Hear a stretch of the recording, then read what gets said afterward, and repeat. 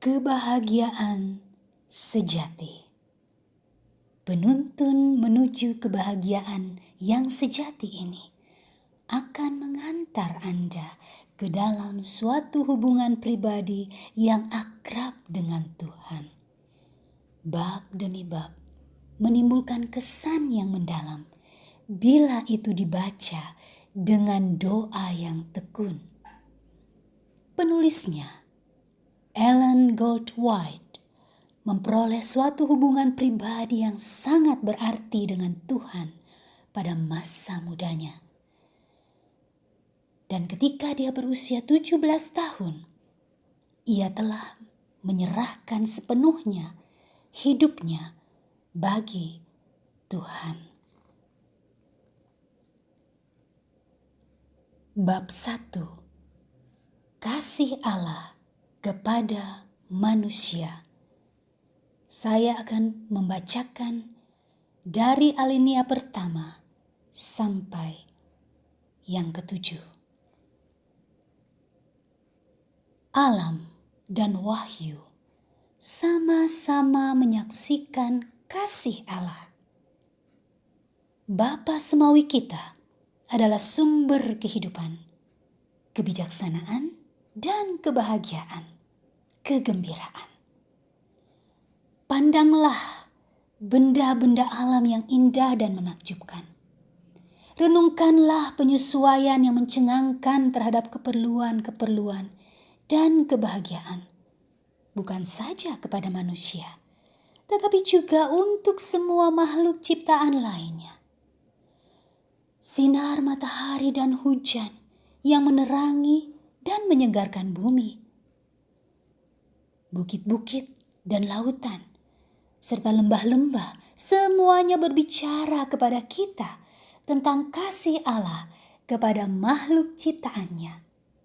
Dengan kata-kata indah, pengarang Mazmur di dalam kitab Mazmur 145 ayatnya yang ke-15 sampai yang ke-16 berkata, "Mata sekalian orang menantikan Engkau, dan Engkau pun memberi mereka makanan pada waktunya. Engkau yang membuka tanganmu dan berkenan mengenyangkan segala yang hidup." Allah menciptakan manusia dengan kesucian dan kegembiraan yang sempurna. Dan bumi ketika muncul dari tangan Halik tanpa kerusakan pada tanaman ataupun bayang-bayang kutuk. Pelanggaran terhadap hukum Tuhanlah, yakni hukum kasih itu, yang membawa bencana dan kematian. Namun, kendati pun demikian, di tengah penderitaan yang diakibatkan oleh dosa itu, kasih Allah masih juga dinyatakan. Telah dituliskan bahwa Allah mengutuk bumi itu karena manusia. Tertulis di dalam kitab Kejadian 3 ayat yang ke-17. Onak dan duri, kesusahan dan pencobaan yang membuat hidup manusia menderita telah dibuat demi kebaikan manusia sebagai satu latihan yang amat diperlukan di dalam rencana Allah untuk mengangkatnya dari puing-puing kehinaan yang dibawa oleh dosa itu.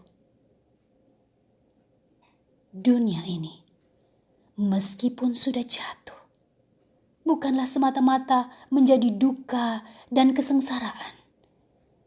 Di dalam alam itu sendiri terdapat pesan-pesan pengharapan dan penghiburan.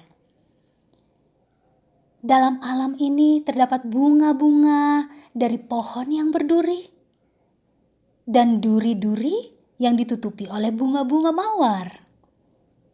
Allah itu kasih adanya. Demikianlah yang tertulis di dalam tiap-tiap kuntum yang mekar, pada setiap pucuk rerumputan yang bertumbuh. burung-burung yang cantik memenuhi udara dengan kicauannya yang penuh bahagia. Serta kembang yang menebarkan bau harum semerbak di udara. Pohon-pohon yang menjulang tinggi di hutan dengan daun-daunnya yang rimbun menghijau. Semuanya menyaksikan akan kelemah lembutan pemeliharaan Allah Bapa kita, serta kerinduannya untuk membuat agar anak-anaknya berbahagia. Sabda Tuhan menunjukkan tabiatnya. Dia sendiri telah menyatakan kasih-Nya yang tak terbatas dan penuh pengasihan. Ketika Musa berdoa, "Perlihatkanlah kiranya kemuliaan-Mu kepadaku." Tuhan menyahut, "Aku akan melewatkan segenap kegemilanganku dari depan-Mu dan menyerukan nama Tuhan di depan-Mu." Tertulis dalam Kitab Keluaran 33 ayat 18-19. Inilah kemuliaannya. Tuhan lewat di hadapan Musa, seraya mengumumkan, Tuhan Allah, penyayang dan pengasih, panjang sabar, berlimpah kasih-Nya dan setia-Nya, yang meneguhkan kasih setia-Nya kepada beribu-ribu orang, yang mengampuni kesalahan, pelanggaran dan dosa. Terdapat dalam Keluaran 34 ayat 6-7.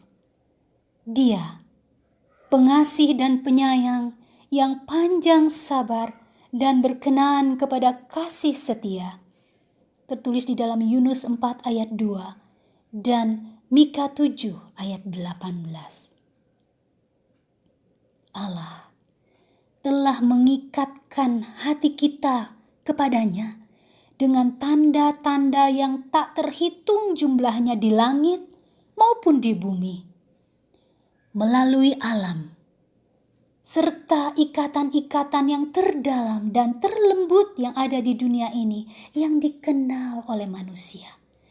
Dia telah berusaha menunjukkan dirinya sendiri kepada kita. Namun, semuanya ini belum mampu menunjukkan kasih-Nya.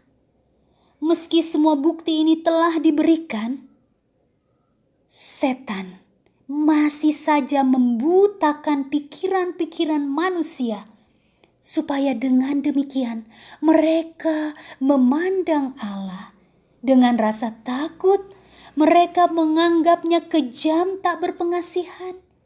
Setan menuntun manusia supaya menganggap Allah sebagai oknum yang sifatnya ialah keadilan yang lalim. Sebagai seorang hakim yang kejam, yang kasar. Sebagai orang yang berpiutang yang suka memaksa. Digambarkannya Khalik itu sebagai oknum yang mengawasi dengan pandangan kecemburuan, mengamat-amati kekeliruan dan kesalahan-kesalahan manusia supaya dia dapat menghakimi mereka. Anak manusia turun dari surga untuk menyatakan Bapa itu. Tidak seorang pun yang pernah melihat Allah, tetapi Anak Tunggal Allah yang ada di pangkuan Bapa, Dialah yang menyatakannya. Tertulis di dalam Kitab Yohanes 1 ayat 18.